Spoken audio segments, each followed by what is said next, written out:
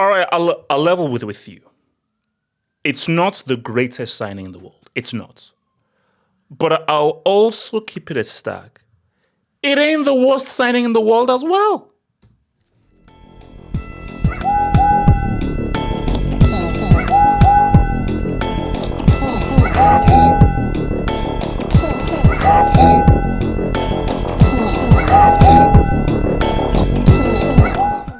Everyone just needs to relax. Everybody just needs to relax. Because I think Arsenal fans have overreacted to this. And I think I felt that I needed to come and talk it. Because you see, I like to have fun here. Chelsea, Arsenal, big bro, little bro, all that kind of back and forth. Because it's just what makes the whole club discussion, rivalry fun. But what is the name of this channel? This is not Half Hope's Chelsea Hot. This is Half Hope's Football Hot. And what is the tagline of this channel? The home of football analysis. Home of football analysis. Okay? So, I'm going to try and give you the footballing truth. And rather than the trash you see on Twitter with guys who just want to just get clicks, likes, and just stuff for exposure tags, just to earn money, I want to give you new ones. I want to give you new ones here. Because this can be a very good signing. Keyword. What was the keyword I said there? Can. Hold on, what? This can, secular word, be a very good signing. It's dependent on the system that's been played, instructions given, and how he's implemented. Because this notion of Madueke being this horrible signing is insane. But again, we have to apply context. This is what it just shows you how stupid football fans are. Sending abuse at Madueke, you're a moron. You're a moron who's a loser, and you were dropped on your head several times as a child. So blame your parents for bad parenting. 100% Arsenal fans should send all their abuse to Arteta and the people who did this. So it's not just about getting Madueke, it's how much they paid for him. That's the issue.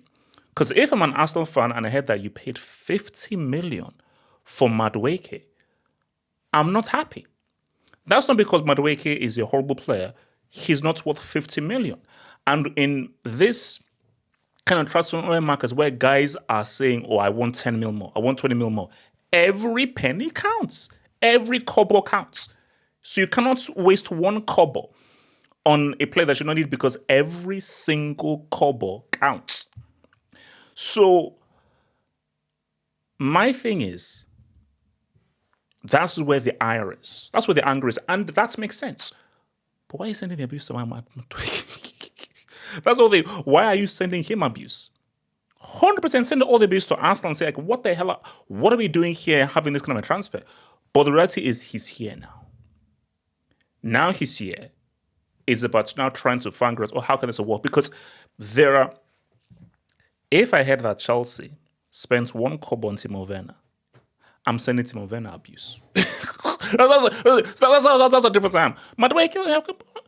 If I heard that Chelsea spent one mere kobo, we bought Timo Werner for one kobo, I'm sending Chelsea abuse, I'm sending Timo Werner abuse. Because that's an extremity, because Timo Werner is literally one of the worst football players of all time. But that's not what Madueke is. That's what Madueke is. Okay, he's not a guy who is mentally deficient, because I do believe Timo Werner is mentally deficient, personally. That's not who Madueke is. But the issue is, because here's my thing, all that matters is, can he help Arsenal do well? We don't know. So you can't already write his legacy for Arsenal when this guy has not yet kicked a ball yet as an Arsenal player. He hasn't.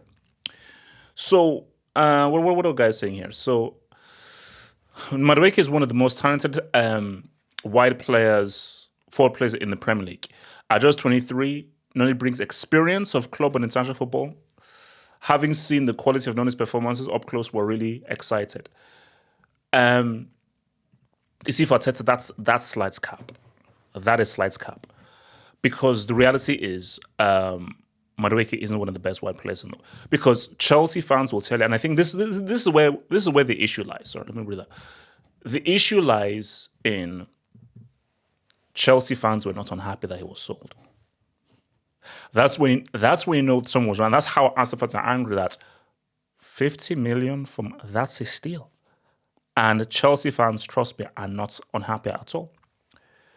So for Arteta, it is cap. He's not one of the best wide players out there, and he doesn't have that much club or international experience to bring it there. So you saying that you are actually insulting the intelligence of Arsenal fans. All you need to say is, we feel like he's a talented player who can help Arsenal, full stop. Don't go overboard about, no. We feel, and I think there is truth there. He's a talented player who, if used correctly, can be an asset for Arsenal. He can be. And even your boy as well. So what he wants to do is to win all the competitions that we're in. I feel like we're definitely capable of doing that. So my thing here is, again, nuance here. He's probably going to be he's going to be playing on the left, obviously, which is interesting because that is a different kind of way of playing the wing. So you're not cutting in on your stronger foot. You're now much more of an orthodox winger. And what Madueke brings is a different element from Martinelli and from Trossard. So what Arteta wants is just somebody that's, okay, a little bit of dribbling that can walk the wing a lot better and really put a lot more pressure on the right back and can maybe ISO up the right back in more situations, so now creates a lot more scenarios for goal-scoring opportunities. And for me, I see a world in which Madueke, for Arsenal's system and how they operate, can be a different problem to pose opposition as opposed to a Trossard or a Martinelli. But here's the key thing here. And it's a key thing that we're all missing here. It's a very key thing that we're all missing here. A player can look mid in one team, he can look garbage in another team, and he can look amazing in another team. Juan Roman Riquelme, I feel he's one of the most talented midfielders of all time. Did not look great at Barcelona. Argentina, 06 World Cup, I believe he was arguably one of the best players at that World Cup. Villarreal, we all know how good he was. Different places, different fits. Different places, different fits. So, what's to say that Madueke, given the instructions from Arteta, in this system and paradigm that Arsenal playing and how they operate in, he could actually work. He could work well. That the instructions he's given and how he's being employed by Madueke could be different. And here's the key thing. What if playing him on the left, more orthodox, forcing him to be a lot more direct, actually brings a whole different element that we never saw at Chelsea? Or we saw him as an inside forward, a guy playing in on the right, cutting in on his left. That's how we saw him, never on the left. What if, okay, now let's now forget this unorthodox. Let's make it a lot more orthodox, more direct, put more pressure, because Madueke, I feel, dribbling-wise, offers more than Martinelli, who I feel still plays with his head down. Trossard is a dribbler, but a different kind of a dribbler. And Trossard is not as direct as Madueke is. So from a tactical point of view, he's offering something different. And what do you want? Man, Trossard is not working in this game, bro.